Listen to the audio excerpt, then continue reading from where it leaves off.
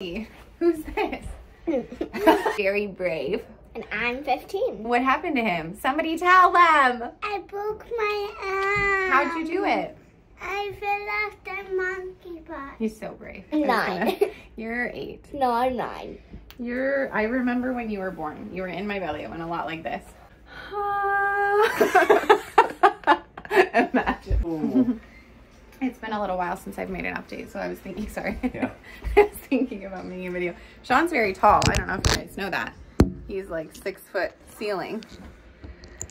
There you go. 6'5". Now you're hardly visible. That's okay. This is your moment. Do you have anything you want to tell them? No, just we love you. Thanks for your support and care, and yeah. Yeah, I'll tell them everything. Yeah, we're doing okay. We're doing bad. We're done. Yeah. Last night we were like, we're so overwhelmed. We're doing horrible. Yeah. And good. And we're bad. okay. Yeah. Sean Wilson got his cast today, so that's big news. Yeah, that's great. And now they're playing on technology and melting their brain. He got his orange cast. You should film the rest of the video with your head like that. That's fun. Hi guys, good to see you again. I hope you're doing well. I've been meaning to do an update about my health, but the pace of life has been just absolutely insane. And so there hasn't been time. Very Good Mothers Club, my business, which if you're not a part of it, become a part of it. It's the coolest group of moms in the whole wide world. And we have an online community and we have an in-person community here in LA. And it's going to blossom in other cities too, soonish, as life allows. But that's the idea. So anyway, Very Good Mothers Club, the in-person location here in LA, moved. We had to move shops and it was a whole thing. And also my son Wilson broke his arm. That was this week. And I still need to buy a car. If you're watching this and you have a car for sale that you want me to buy from you, I just need like a little clunker that's good on gas and will drive me from my house to my work and back. Yeah, anyway, there's just a whole lot of stuff that feels out of order.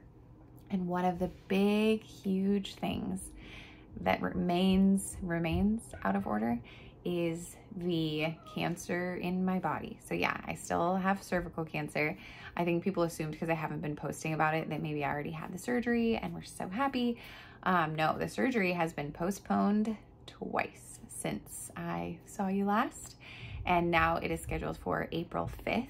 And I'm still waiting on the results from the genetic testing that will tell us if I will get my ovaries out or if I will keep my ovaries. What I understand is that if I get my ovaries out, I will go into surgically induced menopause, which is, from what I read, more intense than regular menopause, which is already quite intense. Some of you have gone through this, so if you've experienced it, I would love to hear from you what works. I thought, like, no big deal. If I go into surgically induced menopause, I'll just do like hormone replacement therapy and whatever. But then I learned that hormone replacement increases your chances of getting breast cancer. So I don't know. I'm feeling just like the whole thing is a bit overwhelming and I don't really know what to think. But also, if the genetic testing comes back that I'm at high risk for ovarian cancer, I guess I'm also finding out if I'm at high risk for breast cancer, which would just shape the trajectory of this whole thing, because then maybe we would need to do something to address that. I don't know. As of right now, April 5th is my surgery. So the next 2 appointments that I'll have, or 3 appointments, I have a few appointments leading up to that, will be like the primary care doctor telling me that I'm healthy enough for surgery, and then blood work to just make sure everything's good, and then the hysterectomy. And then we don't know what recovery will be like. I have one of my friends, her sister-in-law had a hysterectomy recently and she recovered so fast. It was amazing. Like, she was up same week doing life as normal. But then I've heard from other people that it can take longer and it just kind of depends on what your body does.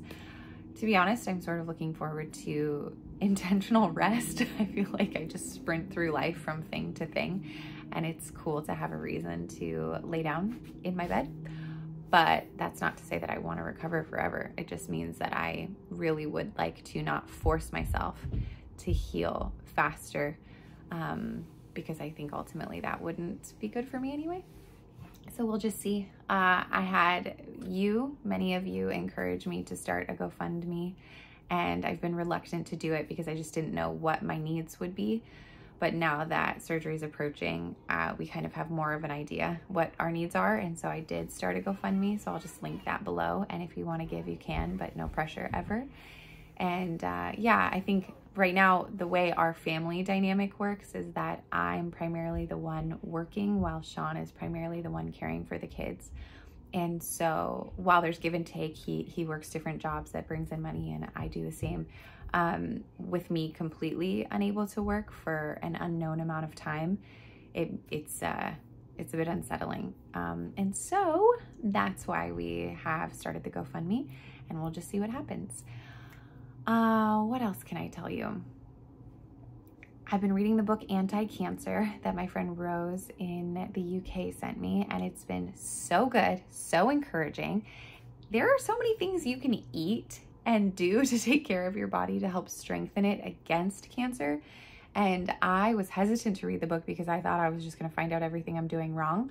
But actually, it's a lot of stuff you already know, like eat more fruits and veggies. Did you know that if you drink more green tea, that's super good for you?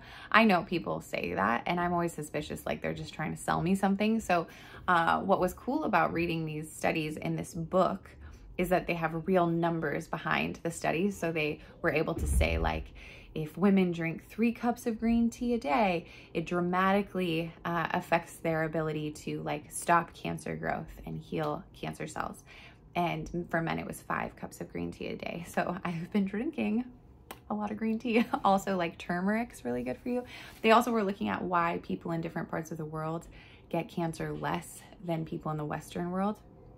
And green tea and turmeric were part of that, because people who live in places where they're consuming a lot of green tea and a lot of turmeric and a lot of olive oil, those people get cancer less. And you know what else was amazing? I'm like doing such a bad job telling you about these studies because I'm not putting all the exact numbers behind it, but you can just take my little cliff notes and drink more green tea and eat more turmeric with black pepper. It needs to have both ingredients in order for it to do the most for your body. And then more olive oil, more fruits, more veggies. What else was I going to tell you? Oh, you know what else is so good for your body? And we kind of knew this already, so it's not going to shock you, but I just thought it was cool to see studies and numbers, which I can't tell you now because I forgot all the numbers. But community is so good for your cells, for your health, your immunity. This doctor did a study. I'm going to say this so badly, and for you who are really scientific, you're going to be really annoyed with me. So just buy the book Anti-Cancer, and it's all in there, I promise. But this guy tried to prove that community doesn't really do anything for your body per se. Like, he was trying to say that, you know, if you have cancer, you need to treat it with chemo and radiation and all the scientific stuff. And people should just stop being so woo-woo about the need for community and relationships. And so he took this group of women who had advanced stage breast cancer, and he split them into 2 groups. One group was strictly treated the normal way, the chemo and radiation way, and the other group was treated that way, but had an additional group therapy element that was added to their lives every week. And that group with the community outlived the other group by leaps and bounds, to the point where it ended up proving the doctor's hypothesis, that's the word I was looking for, wrong. That actually, if we could have community in our lives, if we can be known and we can know others and feel seen, then that will enhance our health in a really powerful way. And that made me so encouraged, because that's what so many of us get to do together through BGMC. And I feel really excited and honored. It made me feel like, whoa, what we're doing is super important. And I thought that, but now I get to really see that it is. So anyway, I don't mean to toot my own horn with Very Good Mothers Club, but I just feel really excited that people who are in there and they're like, I actually feel better. You know what? You do actually feel better. And I know you know that, but like, how crazy, your body actually inside is healthier when you engage with other people the way that you are. And it's bold, it's brave. It takes courage to go and meet strangers and become friends. So anyway, okay, I'm rambling, but yeah, April 5th, we are doing the surgery thing, and I'm pretty excited for the medicine that puts me to sleep. Yeah, baby. I have a splinter. You have a splinter? I have a splinter. Okay, baby, do you want to come in? Josie has a splinter. Anyway, I'm excited to be put to sleep. I loved that feeling, the anesthesia. Whoa, that was so cool. I hope it's as good this time around. How are Sean and I doing? We are pretty like anxious, but also doing okay. Life is fine, and it's just like this looming fear. And the doctor in the last appointment said, sorry if I'm repeating myself, I can't remember if I told you this, but like basically once a year he sees people who get the surgery to get the cancer removed, and the cancer comes back in like a different part of the vagina, and it's very rare, but he sees it. And so that, yeah, it's just kind of unsettling, right? But we're just gonna believe that that's not me. My friend Tony, who's very funny, he was like, well, did you ask if that person's already come in this year? Like, did he already see someone who had that this year? Because then you're probably good. That's a good point. But it's only March, so probably not. Anyway, okay, you guys are great. That's the update. If you have any questions, feel free to leave comments, and then I can give real answers to whatever questions you might have. But I just appreciate your love and support and kindness. And oh, you asked like how I feel. Day to day, I feel fine. I just have like a lingering achiness down there, but I'm still fully functional, which is great and also sometimes confusing. This whole thing is not my favorite, but I'm learning a lot, and I'm growing as a human being, and I'm thankful to be alive, and that's all I want. You know what's horrible though is I think Instagram just thinks all I care about is the C word, and they just keep showing me people who have passed away from cancer. And I want to like change my settings to be like, hello, Instagram, whoever you are, could you please actually only show me things that make me laugh?